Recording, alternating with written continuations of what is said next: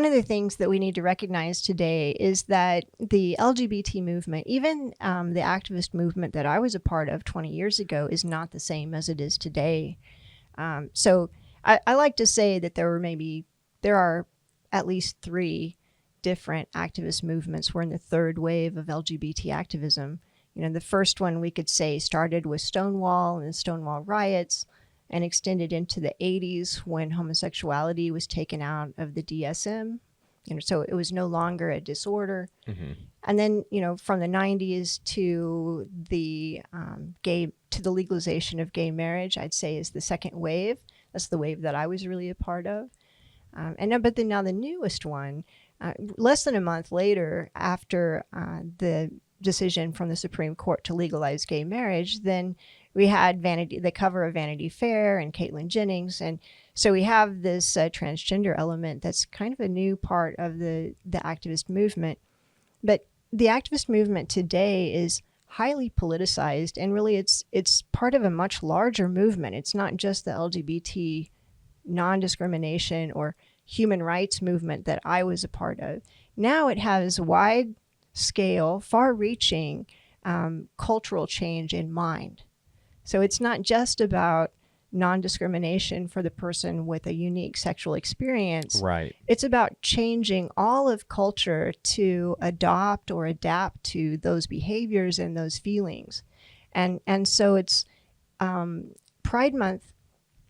Pride 20 years ago maybe could have been a little bit more benign, or it could have been for a Christian, I don't want to say less offensive, but have fewer implications. Right. Today, endorsement of or co-option of or even embrace of pride and the pride movement has very far-reaching civic as well as religious implications that I think a lot of Christians are not super aware of, because we still think in terms of the earliest activist movements of, you know, the human rights element. But LGBT has exploded in the last 5 to 10 years. The number of people identifying with LGBT feelings has exploded.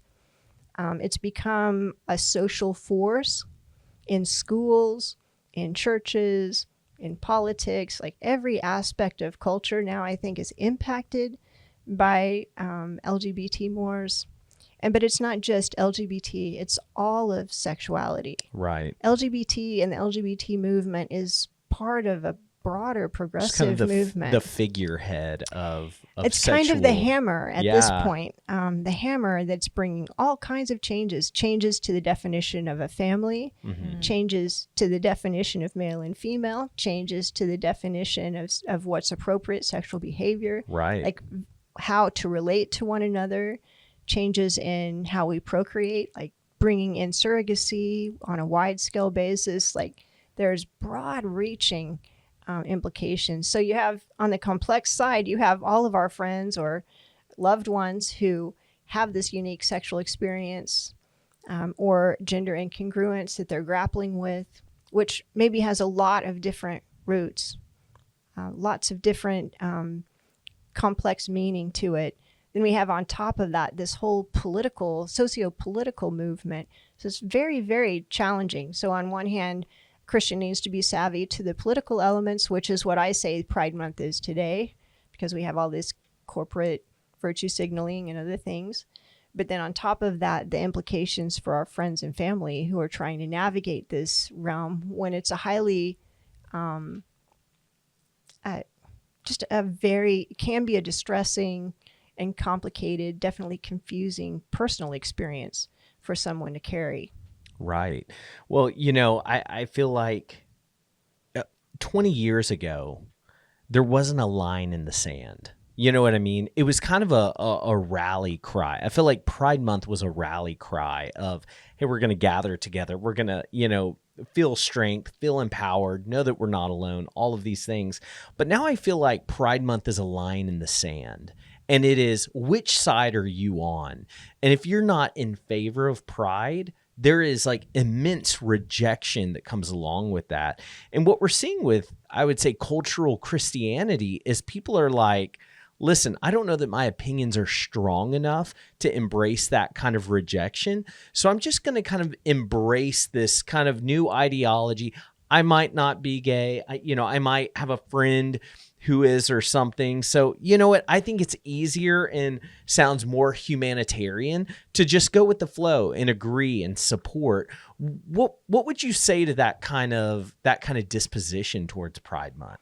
Well, I think that's maybe 10 years ago that was okay, but today I think you need to be a little bit more understand. You need to recognize what's happening. Like if we stripped away the human rights, human dignity element of LGBT, I don't know if we even can, but if we stripped away that aspect of the movement and we said, well, this is just a cultural, like a political movement, Right. all right, then the kinds of things that we're witnessing of stripping away free speech rights, being canceled in culture, like being canceled in your college setting, if you're a professor, for example, even in what you're supposed to be saying and doing, it would look like a political takeover. Okay. Right? Yeah. But then we add in this very confusing kind of non-discrimination human rights element to it. And people are getting caught up unawares in a cultural movement because of that element. And so we've got to somehow start separating those two out.